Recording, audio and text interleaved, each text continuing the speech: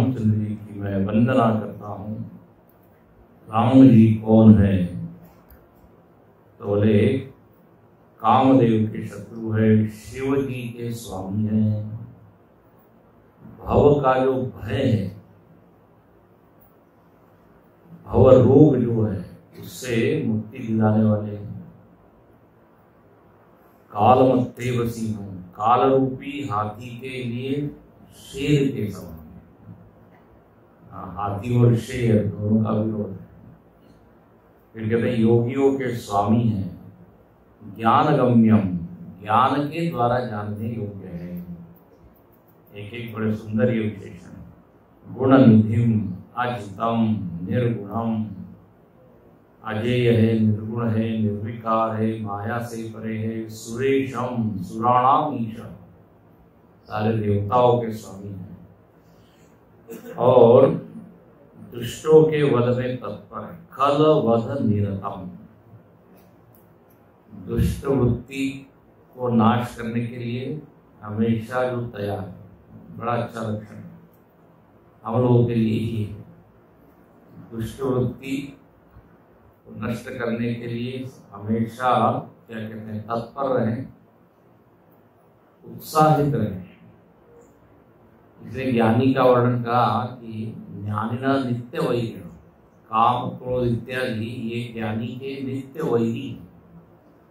मतलब ये वृत्तियां आते ही ज्ञानी उनको मारने के लिए रोकता है, उठते ही ये वृत्तियां क्या करें, नष्ट करें। इनको जहां खाद पानी दे दिया तो फिर बढ़ जाती है। तो यहाँ लिखते हैं कि जो तैयार है, देखिए जब विश्वामित्र जी आए तो तुरंत भगवान खड़े हो गए, चलो। ये नहीं देखते हैं अगले सोमवार अगले, तुरंत चल पड़े। तो ये काम करने में उत्साह होना चाहिए। ब्रह्म वृंदैक देवम, ब्राह्मण वृंदों के एकमात्र देवता है, एक देवम। और श्याम है, श्याम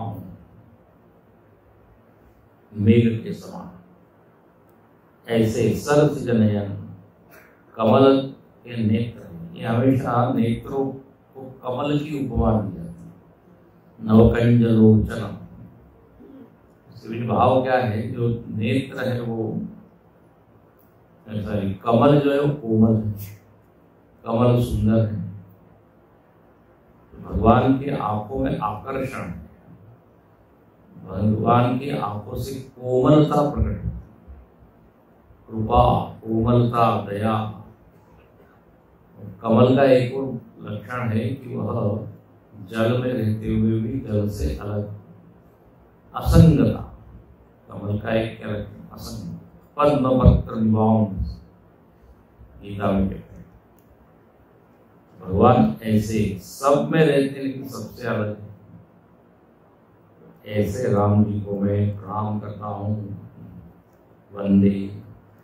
फिर भगवान शंकर को प्रणाम। शंखेन्द्वा भवती वसुंदर तनुं शार्दूल चर्मांबरम, कालव्यालकराभूषणधरं गंगाशनांगप्रियं, काशीशं कलिकल्मषोदशमनं कल्याणकल्पं ध्रुवं, नौमीढ्यं गिरिजापतिं गुणनिधिं गंधर्वहं शंकरम। शंकर जी को प्रणाम। तो ये कैसे हैं, शंख और चंद्रमा की समान धवल है, शुद्ध है। ये दो उपमा दी जाती है।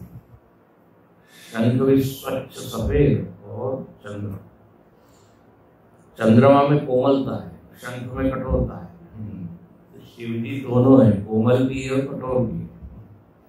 समाधि भी लगा लेते हैं, तांडव भी कर लेते हैं।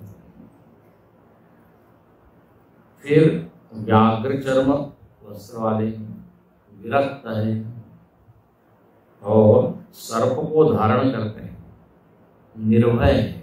जीवा मतलब काल के भी काल है, महाकाल। गंगा शशांक प्रियम, गंगा जी और चंद्रमा के प्रेमी। ये गंगा जी शिव जी को इतने प्रिय है, पार्वती जी कहती है आप गंगा जी को बहुत प्रेम करते हैं, सिर पे चढ़ा रखा है, बताइए। हिंदी में बोलते हैं बहुत सिर पे चढ़ा रखा है।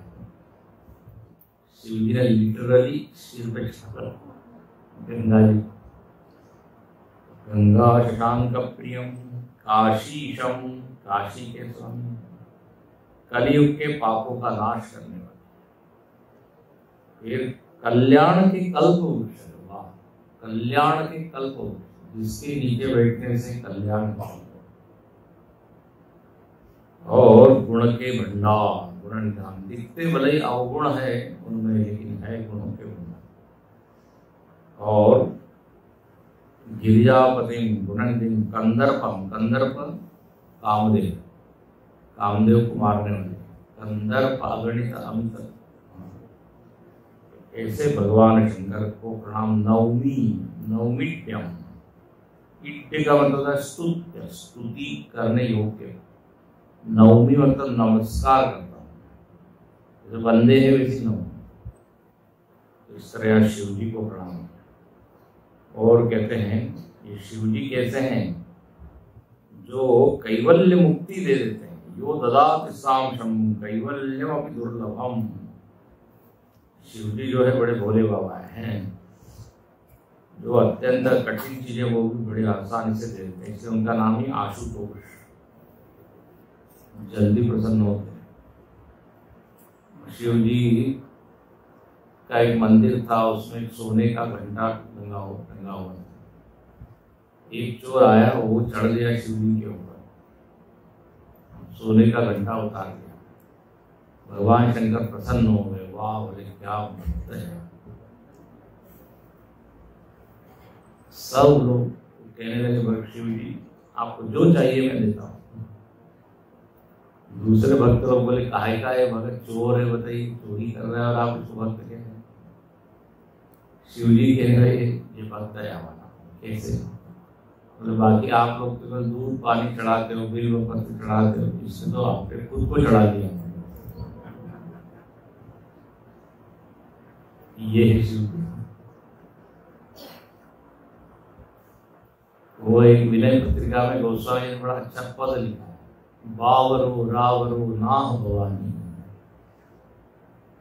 ब्रह्मा जी कहते हैं हम इस्तीफा दे रहे हैं इस पद से। बोले हमको ये सृष्टि बनाने का जो काम दिया है भगवान ने, अब हम नहीं करेंगे। और क्यों बोले हम शिव जी से बहुत परेशान हैं। क्या परेशानी हुई? बोले हर किसी को ये एकदम स्वर्ग सैंक्शन कर देते हैं, एक एक स्वर्ग। मैं स्वर्ग बनाते बनाते थक गया। ब्रह्मा जी जिसके बाल लिखे नहीं, जिसके कपाल पे कुछ नहीं लिखा, उसको जाओ तुमको स्वर्ग देता हूँ, तुमको देवलोक। बोले थक गया हूँ बनाते। बहुत मजेदार हो भजन। तो ऐसे शिव जी हमारे कल्याण का विस्तार करेंगे। फिर यहाँ पे हम दोहा लिखते हैं, लव अनिमेष परमाणु युग वर्ष कल्प सरचन भजसी न मनते राम को काल जासु कोदंड। भगवान राम का जो धनुष है उसका नाम है कोदंड। बोले कोदंड में से क्या होता है, बाण निकल रहे हैं, धान धान धान। तुलसीदास जी इसकी तुलना करते हैं। बोले कोदंड क्या है, काल है, काल। और ये बाण है, ये क्या है, लव निमेष है ना। ये हम लोग सेकंड, माइक्रो सेकंड, मिली सेकंड, नैनो सेकंड, उसको हमारे क्या कहते हैं, लव निमेष इत्यादि। सेकंड के भी बहुत छोटे छोटे टुकड़े की है, भागवत की पड़ी है। और फिर उधर ऊपर भी सेकंड, फिर मिनट, फिर घंटा, फिर दिन, फिर पक्ष, सप्ताह, पक्ष, मास, वर्ष, कल्प तक जाता है। तो यहाँ पर लिखते हैं ये क्या है, ये बाण है। और जैसे बाण मारते हैं ना, ऐसे ये काल क्या है, मारना है सबको। तो लव निमेष परमाणु युग कल्प। और तुलसीदास जी अपने मन को कहते हैं, अरे मूर्ख, जल्दी समय का उपयोग कर, कब ये काल आके तुमको खत्म कर देगा। भजसी न मनो, भजन क्यों नहीं करता है। इस तरह यहाँ अपने को ही क्या एक जल्दी करो। दिनयामिन्यो सायं प्रातः शिशिर वसंतो पुनराया काल क्रीडति गच्छति तदपि न मुंचति आशा। सुना है ना इसको, काल जा रहा है। अच्छा, अब कहते हैं समुद्र ने भगवान को कहा कि अब आप तैयार करो, नल नील आपके पास है, अब फूल तैयार करो। और यहाँ पर कहते हैं जाम्बवान जी भगवान से कहते हैं कि आप तो भव सागर को पार कराने के लिए सेतु के समान है। ये तो बड़ा छोटा समुद्र है।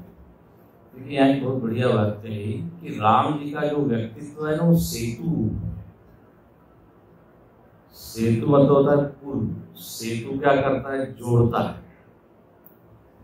राम जी का पूरा व्यक्तित्व आप देखिए, भगवान जोड़ते हैं, नर और वानर को जोड़ते हैं।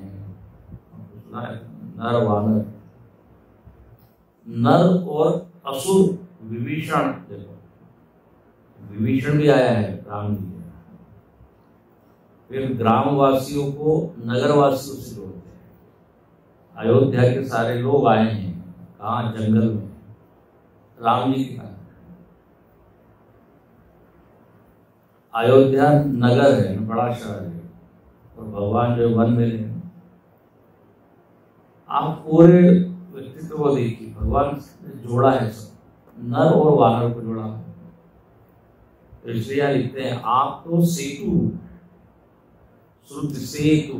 हाँ, वाल्मीकि जी भी कहते हैं, वाल्मीकि क्या वो प्रसंग आप पढ़िए। तो नाथ नाम तव सेतु नर, जड़ी भव सागर तर। आपका नाम ही सेतु रूप है, आपका व्यक्तित्व सेतु रूप है, उसके द्वारा लोग भव सागर पार कर लेते हैं। तो ये तो छोटा सा, यह लघु जलधि तरत कही बात। इसके बाद जामवंत जी जो है नल नील दोनों को कहते हैं, आप ये कार्य में सहयोग करें। अब नल नील जो है वो पत्थर लाते हैं। कई लोग कहते हैं नल नील जो है भगवान के इंजीनियर है, ऐसा लोग सिविल इंजीनियर, तो बोले वो जानते हैं कुल। और आपने सुना होगा नासा ने वो ऊपर से फोटो लिया है राम सेतु, आज भी है वो, हजारों कितने उसकी आयु नहीं बता सकते। पानी के अंदर कहते हैं राम सेतु, उसके ऊपर काफी राजनीति तोड़ने की बात चल रही थी। लंका के धनुष कोटि, अपने रामेश्वर के धनुष कोटि से लंका तक वैसी लाइन दिखती है, ऊपर से सैटेलाइट से। तो कहते हैं कि वो राम सेतु जो है वो बनने लगा। अब यहाँ लिखते हैं अति उतंग गिरिपाद पर लील ही नहीं, बड़े बड़े पर्वत वृक्ष इत्यादि उखाड़ लेते हैं और जो है वो सेतु बनाते हैं। अब यहाँ ये एक के बाद है कि देखिए सेतु बन रहा है, कैसे बन रहा है। सैल विशाल हानिका किरे, कंदुक निवन नील तेरे, देखि सेतु अति सुंदर रचना, विहसित पानी विबोधे वचन, परम रम्य उत्तम यम महिमा अमित जाय करिहौ इहा संभुतावन, मोरे हृदय परम कल्पन, सुनि कपि सब दूत प्रथाय, मुनिवर सकल बोले भाय, इंद्रतापि विधिवत करि पूजा, शिव समान प्रिय मोहि पूजा, शिव दोहि मम भय,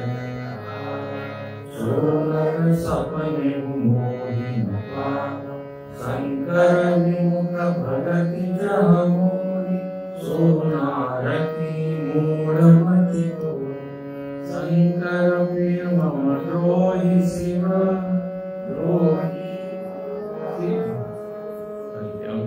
शंकर प्रिय मम द्रोही शिव द्रोही मम दास, नर करही कल्पवरी घोर नरक मुआ। रामचंद्र की जय, पवन सुत हनुमान की जय, उमापति महादेव की जय, बोलो भाई सब संतन की जय। आप कहते हैं जब ये वानर लोग पत्थर शीला इत्यादि ला रहे थे, पुल बना रहे थे, भगवान कहते हैं मुझको एक कल्पना आई। कल्पना सुनिए शब्द है ना, कल्पना, बोले बहुत अच्छी जगह है ये। तो ऐसा मन हो रहा है यहाँ पे शिव जी की स्थापना करें, शिव जी का आशीर्वाद दें, क्योंकि लंबी यात्रा है, समुद्र पार करना है। शिव जी हमारे इष्ट है, तो उनकी कृपा यदि हो जाए तो ये सागर को पार करने में बड़ी आसानी होगी। तो ये एक संकल्प आया और उन्होंने कहते हैं कुछ मुनियों को बुलाया और लिंग था विधिवत करी पूजा, लिंग की स्थापना की। आज जो शिवलिंग है रामेश्वर, उस शिवजी का नाम ही रामेश्वर। रामेश्वर का अर्थ बड़ा अच्छा है, तो रामेश्वर मतलब शिव जी, मतलब शिव जी सबसे ऊपर, राम जी के ईश्वर, रामस्य ईश्वर। राम जी तो इसी भाव से शिवलिंग रखते हैं कि रामस्य ईश्वर रामेश्वर, लेकिन कहते हैं उस शिवलिंग में से आवाज आई, मतलब मैं ईश्वर नहीं हूं बल्कि राम मेरे ईश्वर है, उसको कहते हैं रामेश्वर। संस्कृत का इसमें मजा है। षष्ठी तत्पुरुष समाज से रामस्य ईश्वर, जो राम के ईश्वर है मतलब शिव जी,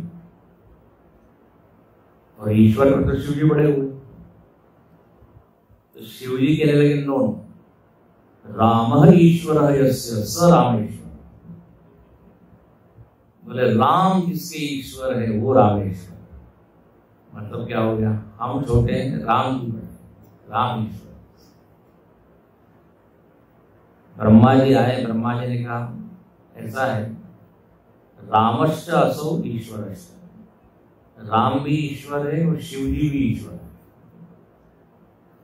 ऐसा एक द्वंद्व समास, संस्कृत कैसे अर्थ उसमें निकाल, मतलब शिव जी कह रहे हैं राम जी बड़े, राम जी कह रहे हैं शिव जी बड़े, रामेश्वर शब्द कैसे।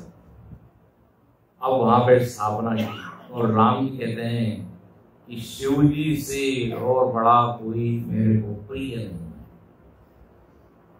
जो शिव जी से द्रोह करता है और मेरा भक्त कहलाता है, बोले मुझको वो बिल्कुल प्रिय नहीं है। तो यहाँ पर देखो शैव और वैष्णव का क्या किया, एक मतलब आपस में आप झगड़ो नहीं, हाँ दोनों एक दूसरे का क्या करो, आदर करो। पहले ये बड़ा था शैव और वैष्णव, आपको सुनाया था ना, बताया। काशी में जाएंगे लेकिन विश्वनाथ की गली में नहीं जाएंगे वैष्णव। तो यहाँ पे तुलसीदास जी ने कहा नहीं ये ठीक है, और इसके लिए प्रमाण है ग्रंथ शास्त्रों में। ये कोई दो विरोधी थोड़ी है। जब शिवजी राम जी की पूजा करते हैं तो शिवजी भक्त की भूमिका में आ जाते हैं और राम भगवान, और जब राम जी शिव जी की पूजा कर रहे हैं तो शिव जी कौन हो गए, परमेश्वर। देखिए अपने यहाँ 18 पुराण बताए हैं, और 18 पुराण में जो पुराण है ना उसमें सर्वोच्च बताया वो परमेश्वर, उसी से सारी सृष्टि हुई। गणेश पुराण तो गणेश जी सबसे ऊपर, फिर उनके अधीन सब कुछ। विष्णु पुराण तो विष्णु जी सबसे ऊपर। भाव ये है कि एक ही है, आपको कौन से रूप में ज्यादा आपकी निष्ठा है, उसको आप मान लीजिए। फिर उसको माना तो बाकी सब फिर क्या हो जाएंगे, देवता कोटि में आ जाएंगे, भक्त कोटि में आ जाएंगे। तो अब रामायण में राम जी सबसे ऊपर, लेकिन यहाँ राम जी शिव जी की पूजा कर रहे हैं। लोग तो हमको कहेंगे हमारे ईश्वर शिव जी से सबसे बड़े शैव कौन है, राम जी। सबसे बड़े वैष्णव कौन है, शिव जी। वैष्णवानाम यथा शंभु, इसलिए दोनों आप झगड़िए नहीं। तो यहाँ कहते हैं शंकर विमुख भगत चाह मोरी, सो नार की मूढ़मति को। शंकर जी से विमुख होकर जो मेरी भक्ति चाहता है वो नरकगामी। इस तरह फिर बार बार शंकर प्रिय मम द्रोही, शिव द्रोही मम दास, ते नर करही कल्प वरी, घोर नरक महुआस। तो राम जी ने इस तरह भगवान शिव जी की स्थापना की। और एक बात कही कि जो रामेश्वर का दर्शन करता है देखो वो सालों की मुक्ति को प्राप्त करता है। रामेश्वर का जो दर्शन करता है, उनका अभिषेक करता है, जो गंगा जल चढ़ाता है वो सायुज्य मुक्ति को प्राप्त करता है। ऐसी परंपरा है कि काशी से लोग गंगा जल लेते हैं और रामेश्वर में, और वहां से समुद्र का पानी लेके इधर काशी तक। ऐसी क्या है परंपरा है। ये हमारे यहाँ पर तीर्थ जो है ना, ये इनकी बड़ी भूमिका है धर्म को बचाने में, संस्कृति को बचाने में। तीर्थ में जाने से क्या होता है, तो बोले हमको, हमारे स्वामी जी बड़ा अच्छा कहते हैं, सामूहिक श्रद्धा का दर्शन होता है। मतलब ये जो वहां देखते अरे इतने लोग जो इनको मानते, तो अपनी भी श्रद्धा बढ़ जाती है। और इन तीर्थों के कारण हमको अपना पूरा देश जो है उसका परिचय होता है। केदारनाथ बद्रीनाथ जा रहे तो मालूम पड़ता है अरे हिमालय में लोग कैसे रह रहे हैं। उत्तर की तरफ दक्षिण में जाते हैं तो मालूम पड़ता है वहां की परंपरा कैसी, वेशभूषा कैसी, खान पान कैसा है। दक्षिण भारत में जाते हैं तो मालूम पड़ता है ओ असली इडली ऐसी बनाई जाती है। उत्तर भारत को इडली जरा कठिन होती, गुरुदेव बड़ा मजाक करते थे। दक्षिण भारत के थे, कहीं पे हो गई इडली कड़क बन गया, बोले bring one hammer also.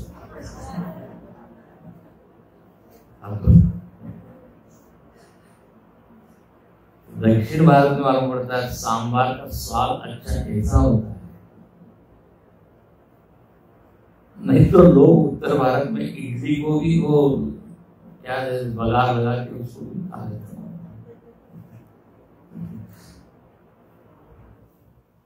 Chinese food का इंडियन वर्जन अलग ही होता है, उसमें कुछ ऑयल वगैरह नहीं होता है, भारतीय बढ़िया से। तो असली स्वाद पराठा कैसा खाना बनाते तो ऊपर आना पड़ेगा। वो रोटी नहीं बनाते दक्षिण भारत में। जब आप इधर उधर इधर उधर जाएंगे तो मालूम पड़ता है ओ इसकी ये कला है। तो ये तीर्थ जो है काफी मदद करते हैं, संस्कृति को बचाते हैं। गंगे चयोने चयो गोदावरी सरस्वती, ये सारी नदियां, ये नदियां बहुत बड़ा काम करती हैं। पहले तो नदियों के पास में तट पे ही सारे नगर बसे, काशी इत्यादि का गंगा के किनारे। ऋषि मुनियों ने नदियों के किनारे क्या तप इत्यादि। स्वामी जी ने बड़ा अच्छा कहा, ये गंगा इत्यादि जो है आप उसका स्मरण करो तो पूरे देश का स्मरण होगा। अब गंगा जी निकलती कहाँ से, गोमुख से, और जाती कहाँ है, गंगा से। तो गंगा कहते लिए आप पूरा चित्र लीजिए सामने, पूरा आ जाएगा उत्तर से सीधे बंगाल, गंगा से। नर्मदा अमरकंटक से निकल के भड़ोच गुजरात में जाती है। नर्मदा एक ऐसी नदी जो ऐसी सीधी चलती है हॉरिजॉन्टल, नहीं तो प्राय ऊपर से नीचे से जाती है। यमुना नदी जमुनोत्री से निकल के प्रयागराज में वो गंगा से भी। गोदावरी महाराष्ट्र से निकलती नासिक से त्र्यंबकेश्वर से आंध्रा तक जाती है। गोदावरी उसका बड़ी चौड़ी होती है, महाराष्ट्र से गुजरते हुए आंध्रा। तो नदियों का ही आगे चित्र सामने ला पूरा देश आपको सामने आएगा। तो इसलिए ये तीर्थ सेवन करना चाहिए। अगर तीर्थ में जब जाए थोड़ा तप करना चाहिए, तप बुद्धि से तीर्थ। आजकल तो भोग बुद्धि से तीर्थ होता है, मजे के लिए। मैं बताया था पर्यटन नहीं, तीर्थाटन करना चाहिए। तो यहाँ भगवान जो है कहते हैं आप लोग रामेश्वर में जाइए, अभिषेक कीजिए, सायोज्य मुक्ति मिलेगी, सालोक्य मुक्ति मिलेगी। कोई अकाम जो छलत जिसे भक्ति मोहित संकर दे। और रामेश्वर की जो सेवा करेंगे शिव जी उनको मेरी भक्ति देंगे। शिव जी स्वयं भक्त है। जो सेतु का दर्शन करेगा, राम सेतु का, वो बिना परिश्रम के संसार सागर से पार हो जाएगा। मतलब संसार के दोषों से अपने आप को अलग रख पाएगा, उसमें सात्विक भाव आएगा, ये सब भाव है। इस तरह उन्होंने बहुत सुंदर रामेश्वर की महिमा बताई। इसको क्या बोलते हैं? तीर्थ महिमा। तीर्थ में जाने का एक ये भी तरीका है, पहले महिमा को जानो फिर जाओ। नहीं तो कई बार होता है तीर्थ में जाके आ जाते हैं, महिमा मालूम नहीं होती, तो स्थान भी हम मिस कर जाते हैं। बहुत सारे स्थान होते हैं, लोगों को जब वो देखा क्या, और बोले वो तो देखा ही नहीं। हरिद्वार गए, गंगा जी नहाए कि नहीं? नहीं, बोले वो चोटी वाले का पेड़ा खा के आ गए। तो तीर्थ में जो करना चाहिए वो आप तभी कर पाएंगे जो उस तीर्थ के बारे में जानता है। हम देखते हैं कई विदेशी लोग जब आते हैं तो पूरे वो ऐसी मोटी पुस्तक लेके आते हैं, पूरी इंफॉर्मेशन लेते हैं, एक एक जान जाते हैं। हम उनको फोटो लेके ही हो जाती तीर्थ है। तीर्थ का भी एक तरीका है। अच्छा, अब कहते हैं भगवान जो है वो देख रहे हैं कि वो समुद्र जो है वो बन रहा है, बांधा जा रहा है। अब एक मजेदार बढ़िया घटना घटी। जब ये समुद्र बन रहा है, सेतु समुद्र पर, तो जितने जलचर प्राणी थे ना समुद्र में, वो सब ऊपर आ गए, सब देख रहे हैं, स्थिर हो गया।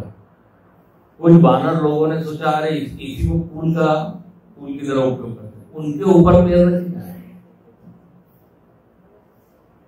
तरही न टारे, प्रभु ही बिलो कही तरही न टारे, मन हर्षित सब भय सुधारे। अब ऐसा कहते हैं 3 तरह से लोग जो है समुद्र पार कर रहे हैं। कुछ लोग जो है समुद्र के ऊपर से, मतलब जो सेतु बन रहा है उससे, कुछ लोग ये प्राणियों के ऊपर से, और कुछ लोग आकाश मार्ग से भी जा रहे हैं। ऐसा वर्णन। तो यहाँ पर कहते हैं 3 मार्ग है। जो सेतु पर जा रहे हैं ये कर्म मार्ग है, कर्म मार्ग। और वो जलचर प्राणियों पे क्रॉस करते जा रहे हैं तो ये कृपा का मार्ग है। भगवान की कृपा से वो लोग स्थिर है खड़े, तो ये भक्ति का मार्ग, कृपा का मार्ग। वो प्राणी लोग कह रहे चलो हम भी सेवा करें, तो ऐसी सेवा भगवान की कृपा उन पर है तो वो सेवा कर रहे हैं, तो ये कृपा का मार्ग है। और जो थोड़े और भी विवेकी है, ज्ञानी है, वो आकाश मार्ग से, विहंगम मार्ग। एक होता है पिपीली का मार्ग और एक होता है विहंगम। पिपीली का चींटी जब चलती है और पक्षी जब चलता है, एकदम उल्ट जाएगा। तो ये आकाश मार्ग है, मतलब ये ज्ञानियों का मार्ग, विचार मार्ग, ऐसी व्याख्या की हो। अब कहते हैं सेतु बंद भई भीरति कपिनव पंथ उड़ाई, आई है। अपर जल चरनी ऊपर चढ़ी चढ़ी चढ़ी पार ही है, आ गया ना चलते। कुछ लोग आकाश मार्ग से जा रहे हैं, कुछ लोग उनके ऊपर चढ़ के जा रहे हैं, कुछ लोग सेतु पे। अच्छा, ये कथा जो आप सब जानते हैं, यहाँ पे तो नहीं थी। गिलहरी सेतु जब बनाया जा रहा है, गिलहरी जो आ रही है, उल्टा हो रही है, पानी में डुबकी लगा रही, रेत में लोटपोट हो रही है। वो वानर लोग कह रहे ये बीच बीच में आ रही, डिस्टर्ब कर रही है, पैर में आ रही। भगवान नहीं वो काम कर रही है, वो भी मदद कर रही है। भगवान उसको प्यार से उठाते हैं, गोद में रखते हैं, उसके पीठ पर ऐसा हाथ, तो बोले उसके पीठ पे क्या हो गई, 3 रेखा हो गई। अब इसका बड़ा अच्छा भाव है कि देखिए, जिसकी जो योग्यता है उस योग्यता के अनुसार सेवा करनी है, और भगवान सबको एक्नॉलेज करते हैं, ये बात है। हमारा भी थोड़ा सा हिस्सा है,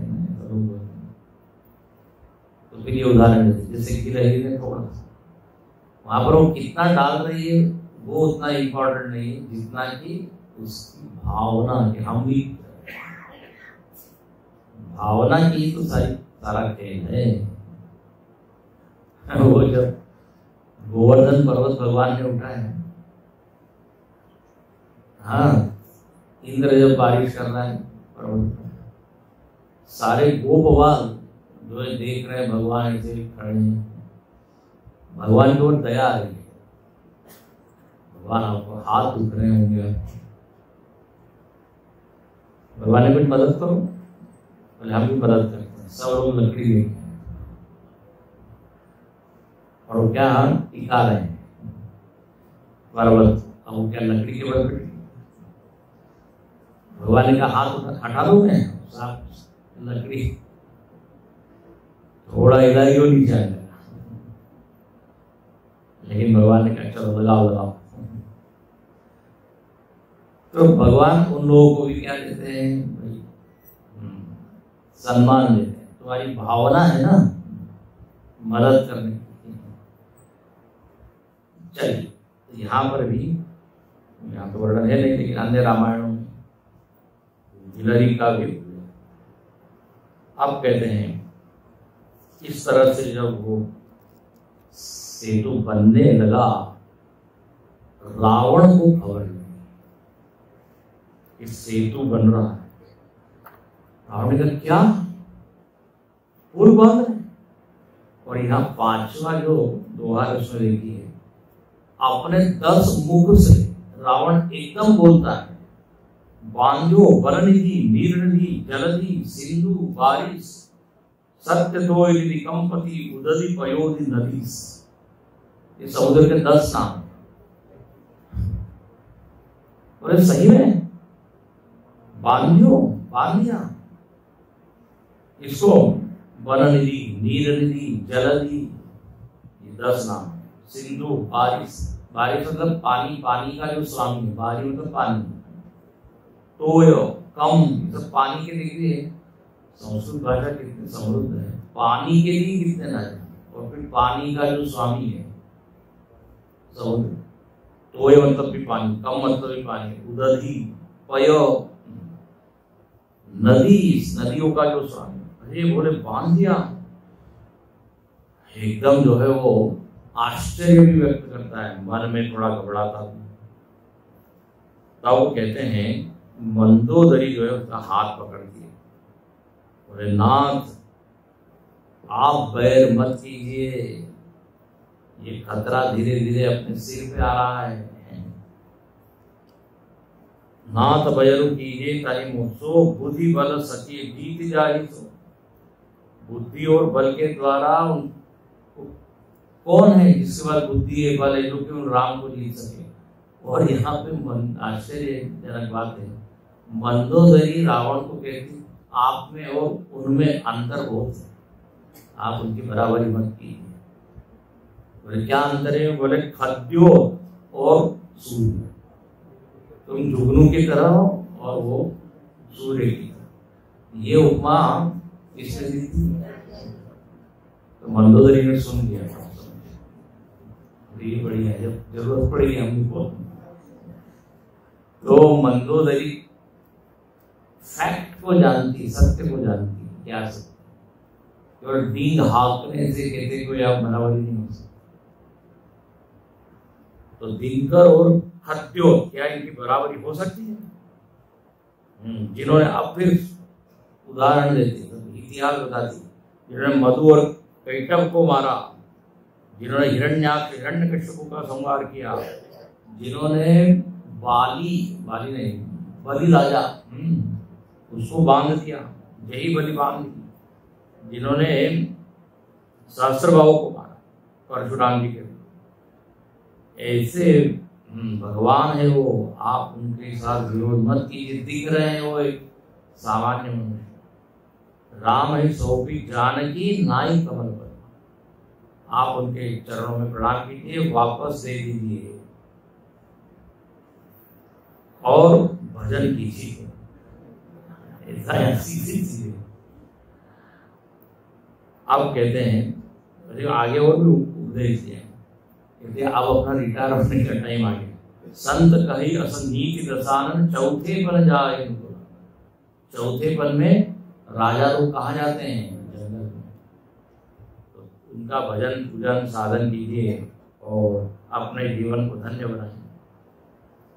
ऐसा जब वो कहने लगी तो हमेशा की तरह रावण हंसता है, अरे बड़े सुनित प्रिया वृथा भय बना, व्यर्थ ही यहाँ कर रही हो, डरने की कोई बात नहीं है। वरुण कुबेर, अब देखो जो अभिमानी है उसको अपनी ही जो उपलब्धि है वही सब याद है, सामने वाला कौन है उसको याद नहीं है, अपना ही सुनाता है। मैं क्या कम हूं? वरुण कुबेर पवन ये सबको मैंने जीता, देवता दानव सब मेरे वश, फिर क्या डर? विवेक का काम है जो सत्य है वो दिखाना, लेकिन अभिमान क्या करता है? तो विवेक के ऊपर आवरण डाल देता है, तो वो बस अपनी ही बात नाना विधि ही कहे से गुजराई समझाने लगा वो, और ऐसा कह के सभा में चल जाता है। हमेशा इसका ऐसे ही मंदोदरी समझा, थोड़ा वो कहता है और फिर सभा में हृदय से लगाया, बोले आप करिए नहीं। हाँ, अब मंदोदरी कहती काल बस से उपजा हुआ, ये तो काल के आदमी है, अब इनका कुछ कल्याण होने वाला नहीं है। विभीषण ने भी कहा था सुमति कुमति सबके उड़ रही, और अभी ये कुमति के वश में है, इनकी मति जो है पूरी तरह बिगड़ गई है, नहीं समझ में आ रहा है। अब आप देखिए रावण को कितने लोगों ने समझाया। अब देखिए आगे रावण का बेटा है, उसका नाम है प्रहस्त। प्रहस्त आके हाथ जोड़ के कहता है, कही सचिव सट ठकुर। सभा में जब रावण गया सारे लोगों से पूछता है, ये हमने सुना है कि भगवान जो है वो राम जी बांध रहे, फूल को बना रहे, क्या करना चाहिए? तो हमेशा की तरह किसी ने कुछ नहीं कहा, बोले आराम से रहिए, इनको एक क्षण में हम मार देंगे। फिर वो ठकुर सुहाती यहाँ शब्द आया, प्रहस्त खड़ा हुआ, उसने कहा पिताजी इन लोगों की बात में मत आइए, आपको जो अच्छा लगता है वो ये बोल रहे हैं, ठाकुर को जो सुहाए। अब डॉक्टर यदि पेशेंट को जो अच्छी लगे दवाई वही दे, बोले तुमको मीठी दवाई अच्छी लगती है क्या? हाँ ले लो, उससे रोग जाएगा क्या? दवाई कड़वी हो, जरा कठिन हो तो भी उसको दे रहा है, लेकिन जो ठाकुर सुहाती करने वाले प्रहस्त खड़ा होकर कहने लगा, देखो जिन्होंने इतने बड़े पुल को बांध दिया है, पुल बना दिया है, और आप कह रहे हैं कि ये वानर इत्यादि को आप खा लेंगे, आपके राक्षस, तो बोले जब वो एक वानर आया था तब क्यों नहीं खाया आपने? तब क्या आपको भूख नहीं लगी? हाँ ऐसा हो। इसलिए होश में आओ। देखो अपने पिताजी को, आप जब तक ये स्त्री को नहीं लौटाएंगे तब तक ये बात बनने वाली है। इसलिए आप जो है ये काम भी, और यहाँ बहुत कुछ कहता है। अब ही तीव्र संशय होई वेणुमूल रावण प्रहस्त पर भी नारायण बोले हमारे कुल में तू पैदा हुआ है और बताइए हमारे वंश के लिए तुम आग के जैसे काम कर रहे हो, जला रहे हो। तुमको मालूम नहीं क्या मैं कितना बलवान हूं? अब प्रहस्त वहां से कहते हैं चुपचाप चले, बोले कोई फायदा नहीं। जैसे आप देखिए प्रहलाद, हाँ किसको समझाता है? हिरण्यकश्यप है ना, भागवत बार बार कहता है विष्णु भगवान है और सब दूर है, आप उनसे वैरवंती। लेकिन अब वही बात यहाँ पर हो गई, नहीं समझा। अब प्रहस्त चला गया।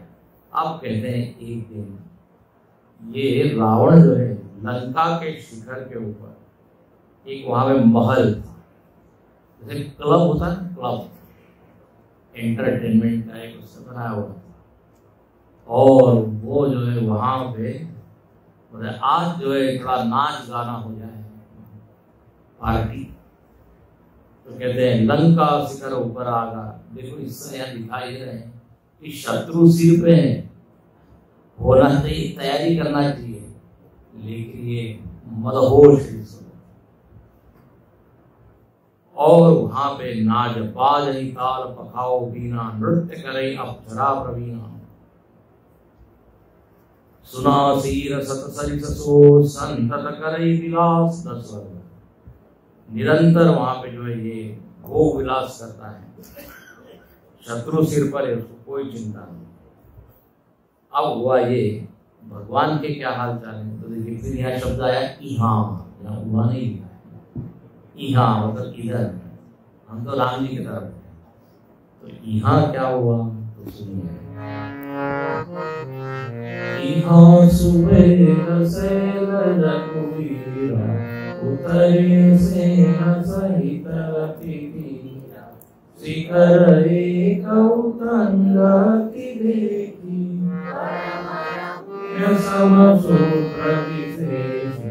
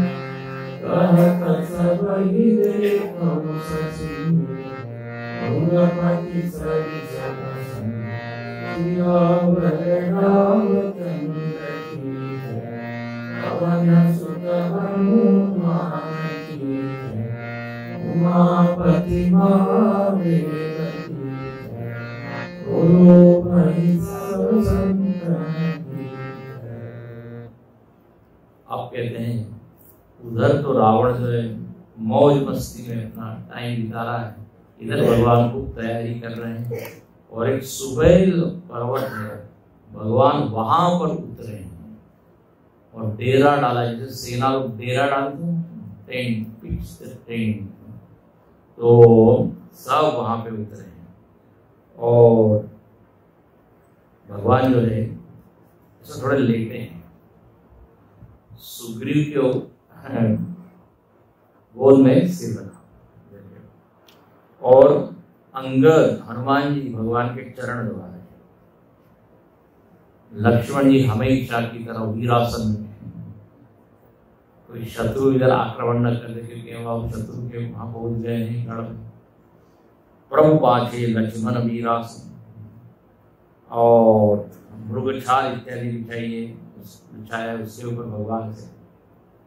तो यहाँ पे बड़ा अच्छा है, और जो वो लोग धन्य हैं जो ऐसे राम जी का क्या करते हैं ध्यान।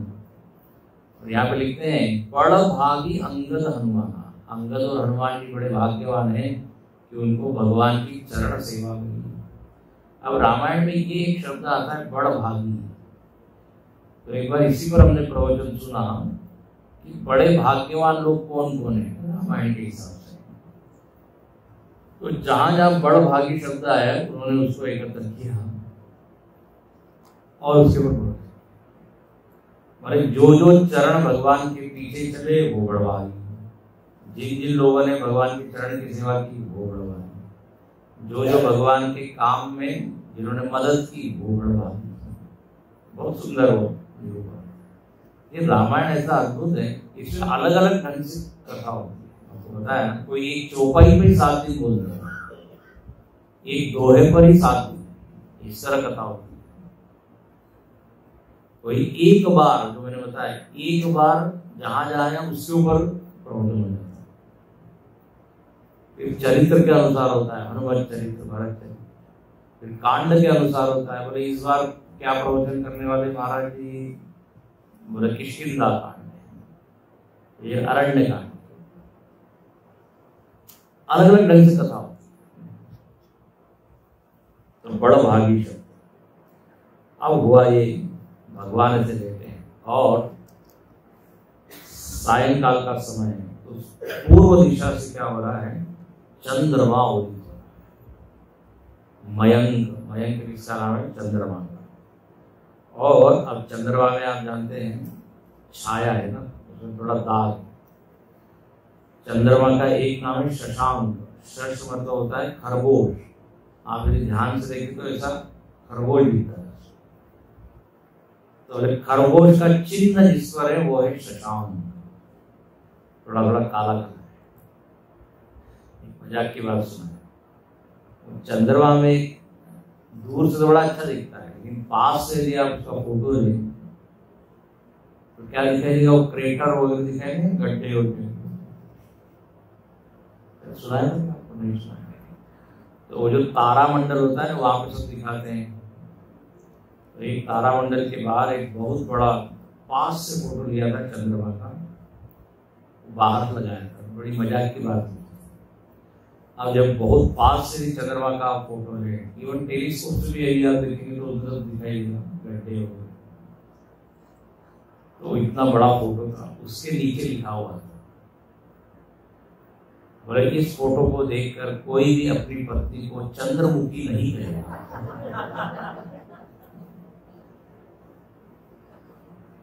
दूर से तो बड़ा अच्छा है, चंद्रमुखी दिखता है, चंद्र बहुत सुंदर।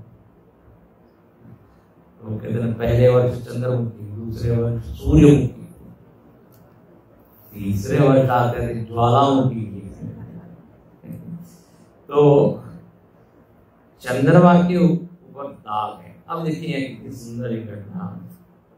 पूर्व दिशी गिरी गुफान, पूर्व दिशा में ये जो चंद्रमा है वो उदित हुआ है।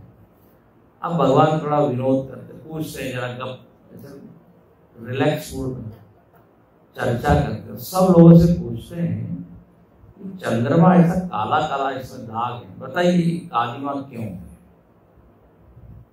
इसमें कालीमा क्यों?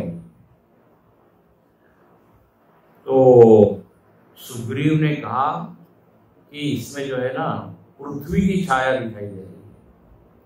मतलब पृथ्वी की छाया मतलब जमीन है वहां पे, कहीं पर्वत है, कहीं गड्ढा है, तो उसके कारण वो काला काला दिखता है। अब इसमें बड़ी मजाक की बात, सुग्रीव की जब पिटाई हुई थी ना बाली के साथ, सुग्रीव सब दूर घुमा था, तो चंद्रमा के पास भी गया, चंद्रलोक, तो उसको ठीक से आइडिया है कि चंद्रमा में ये क्या है, तो वो कहता है कि वहां जो है गड्ढे होते हैं, उस कारण से काली। भगवान ने कहा क्या, कोई कहने लगा कि चंद्रमा को राहु ने मारा था। आप कथा जानते हैं ना भागवत में, तो राहु ने मारा था, तो मारने के कारण क्या हो गया, उसके ऊपर दाग हो गया, चोट का निशान पड़ गया। किसी ने कहा, अब ये कौन किसी ने कहा है, कौन है वो, तो कहते हैं अंगद। क्या कहते हैं, बोले जब ब्रह्मा जी ने कामदेव की पत्नी रति, उनका जब मुख बनाया था ना, तो ये तो बड़े सुंदर है कामदेव, हाँ मिस्टर वर्ल्ड मिस वर्ल्ड है कामदेव और रति, खूब सुंदर है। तो जब चंद्रमा क्या कहते हैं रति का मुख बनाना था, थोड़ा मीटर कम पड़ गया था पदार्थ, तो चंद्रमा से निकाल के वो उससे वो रति का मुख बनाया। इसलिए क्या हो गया, सार भाग शशिकर छिद्र सो प्रकट हिंदू, इसलिए हो गया। अब सब वानर लोग अपना अपना बता रहे हैं, तो वानर लोग कहते भगवान आप भी तो बताइए आपको क्या लगता है। तो भगवान क्या कहते हैं, बोले जो चंद्रमा है ना, इसको विष बड़ा अच्छा लगता है, विष चंद्रमा का प्यारा भाई है।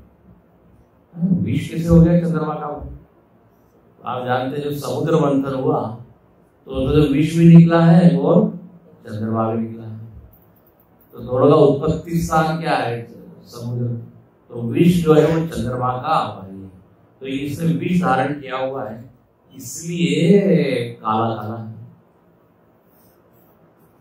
अब देखो इसमें थोड़ी सुनने वाली बात, जिसकी जैसी मति है ना उसके अनुसार उसको वो दिख रहा है। ये अंगद जो है ना वो युवा है, युवा, इसलिए उनको रति का मुख दिख रहा है, रति का मुख बनाने के लिए। अच्छा भगवान जो है अभी विरहवंत है, सीता जी के विरह में दुखी है, तो उनको चंद्रमा में क्या दिख रहा है, विष।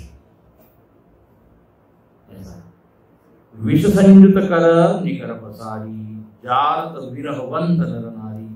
भगवान कहते हैं इसने विष धारण किया हुआ है, और सारी जो किरणें हैं वो विषय की किरणें हैं, और ये सारे लोगों को दुख दे रहा है।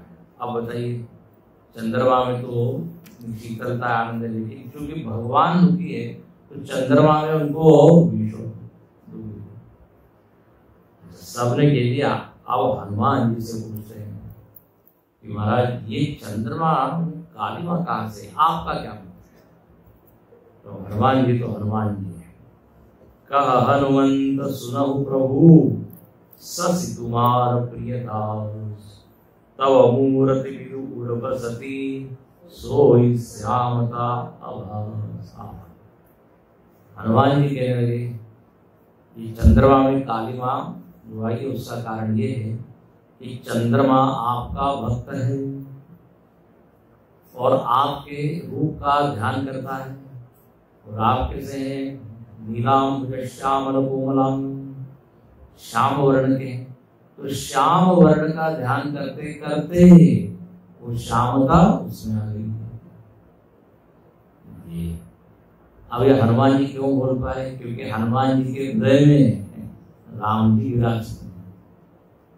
हनुमान जी राम जी का ध्यान करते हैं तो उनको लगता है चंद्रमा भी अपने मन में जैसा होता है वैसे ही बाहर भी दिखता है। पापी सर्वम पापम आशन करते, पापी को सब पाप ही दिखता है, लोभी को सब लोभ ही दिखता है, कामी को सब काम ही दिखता है, जैसी हमारी मत। अब जो शेर चीता इत्यादि है उनको हिरण वगैरह क्या दिखेंगे, खाद्य पदार्थ है, ये भोजन है,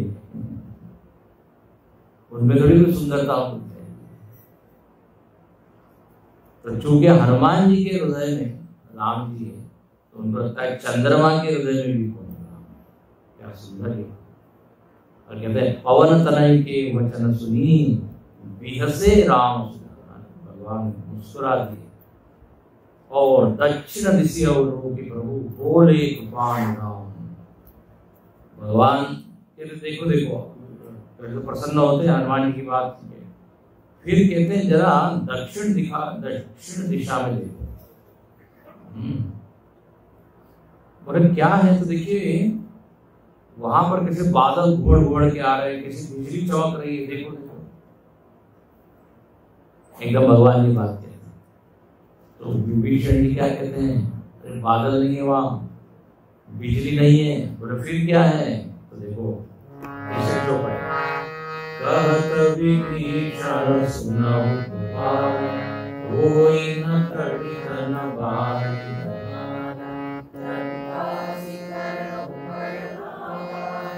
दस कंदर दस कंदर देखा छत्र सोई जनु जगद घटाय मंदोदरी श्रवण ताटंका सोई प्रभु विभीषण जी कहते हैं आप गलती कर रहे हैं। अच्छा, जो पहला वाला जो प्रसंग था जहाँ पर चंद्रमा की श्यामता की बात है, इसको साहित्य में कहते हैं उत्प्रेक्षा। जानते हैं उत्प्रेक्षा? वस्तु एक होती, सब लोग अपना अपना उसमें आरोप करते हैं। उत्प्रेक्षा है, अपना अपना अर्थ निकालते हैं, अपने अपने मत के अनुसार वो चीज देखते हैं। चंद्रमा एक है, देखो सबने अपने अपने उत्प्रेक्षा है। अच्छा, अब दक्षिण में बोले चमक रही बिजली नहीं है। विभीषण जी कहते हैं बोले न तड़ित न बारित। बोले फिर क्या है? बोले लंका के शिखर के ऊपर वो रावण जो है ना, उसका एक अखाड़ा है, नाच गाना चल रहा है। और रावण के सिर पे जो है एक बहुत बड़ा छत्र धारण किया हुआ है लोगों ने, वो छत्र ही बादल है। और ये चमक रहा है, ये क्या है? बोले मंदोदरी की क्या है? कारण ईयररिंग। बताइए क्या जबरदस्त चमक, बिजली की तरह। मंदोदरी श्रवण का बाजही ताल मृदंग, जो गर्जना लग रही है आपको बादल की, बोले वो मृदंग इत्यादि बज रहे हैं।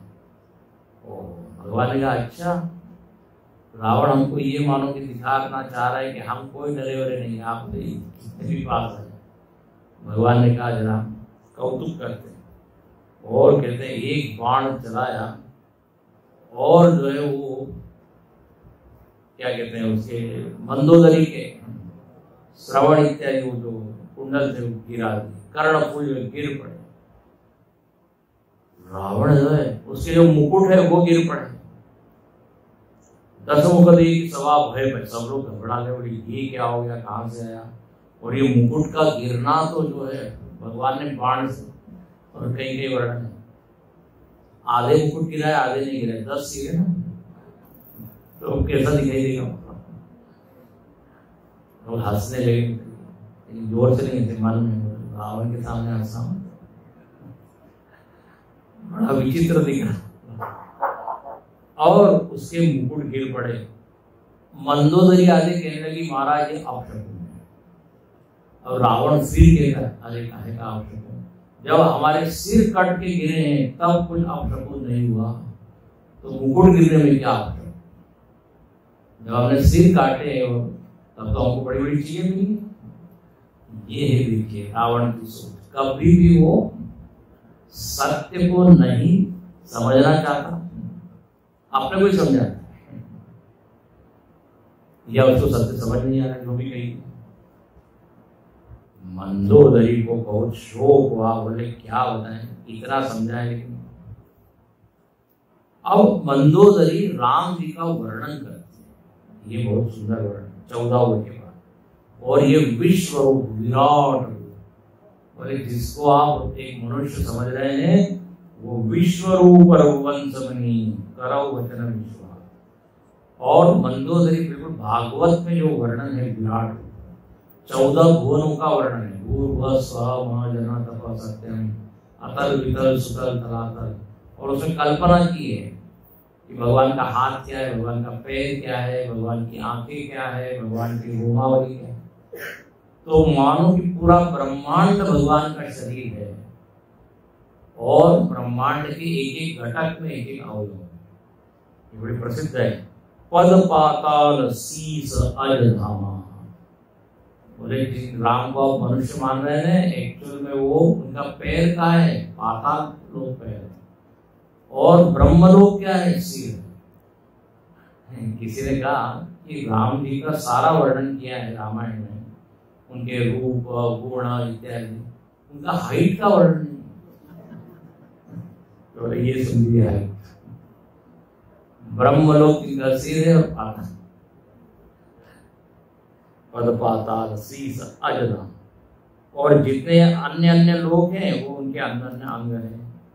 जो उनका भ्रुकुटी विलास है, थोड़े भ्रुकुटी को हिलाते वही काल है। नयन दिवाकर, नेत्र जो है वो क्या है, सूर्य चंद्र उनके नेत्र है। जो कल्पना कीजिए कैसा लगेगा, सूर्य और चंद्र भगवान का नेत्र है, मतलब भगवान हमेशा देख रहे हैं हम सबको। सूर्य चंद्र तो है, तो यदि हम ये कल्पना करें कि नेत्र है तो हमारी सारी घटनाओं को, तो भगवान देख रहे हैं कि सत्संग में कौन आ रहा है, कौन नहीं आ रहा है, कौन आके सो रहा है, कौन लेट आ रहा है, सब भगवान के आंखों के सामने हो। और उस अनुसार भगवान अपने डायरी में नोट भी कर रहे हैं। चक्षु है।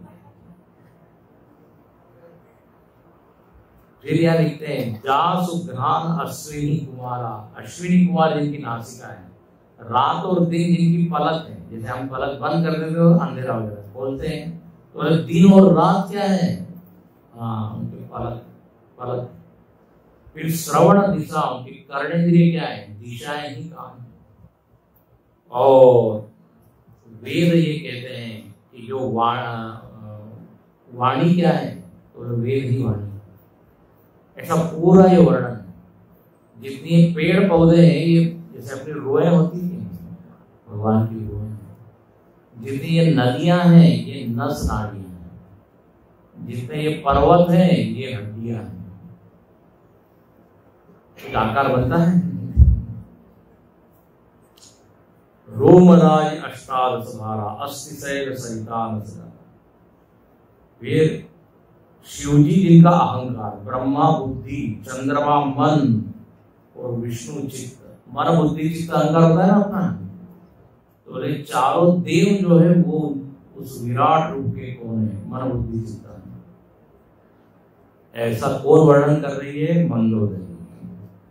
इसका नाम वायु जो है ये क्या है, तो ये प्राण। हम लोग श्वास ले रहे हैं, सुना है ना कई बार। एक बार हवा नहीं चल रही थी, लोगों ने कहा क्या बात हो गई, हवा क्यों नहीं चल रही? बोले भगवान कुंभक प्राणायाम कर रहे हैं। श्वास रोक रहे थे ना कुंभक, भगवान ने रोक लिया इसलिए हवा बंद।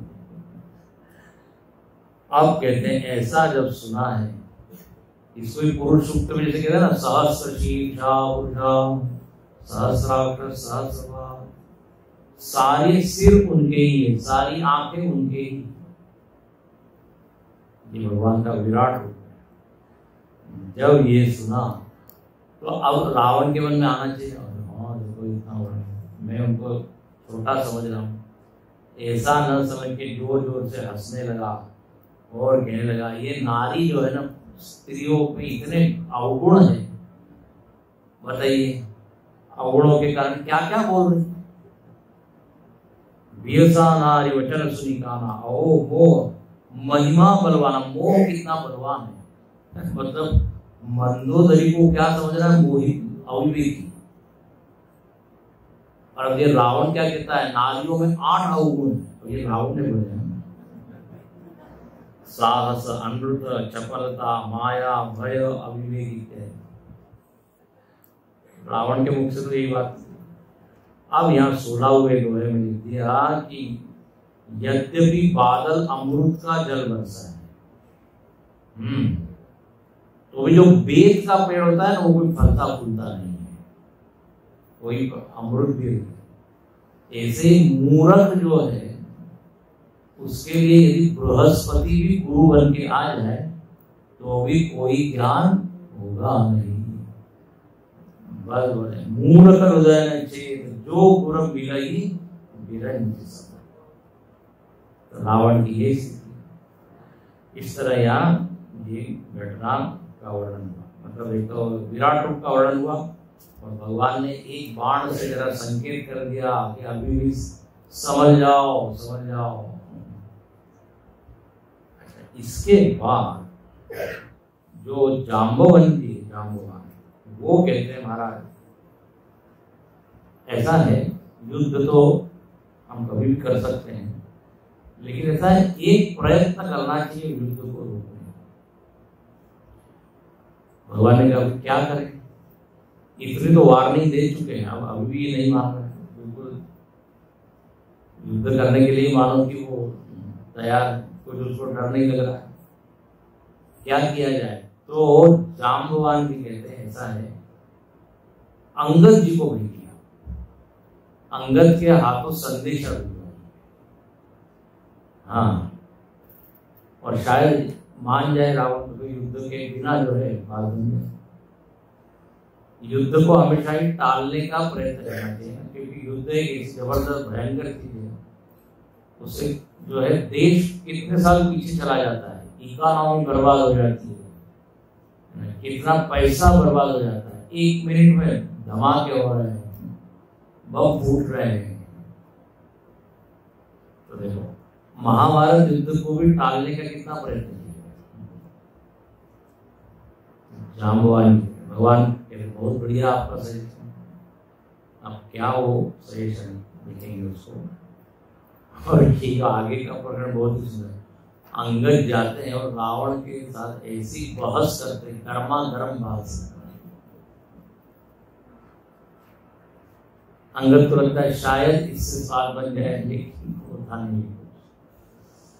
ओम पूर्णमद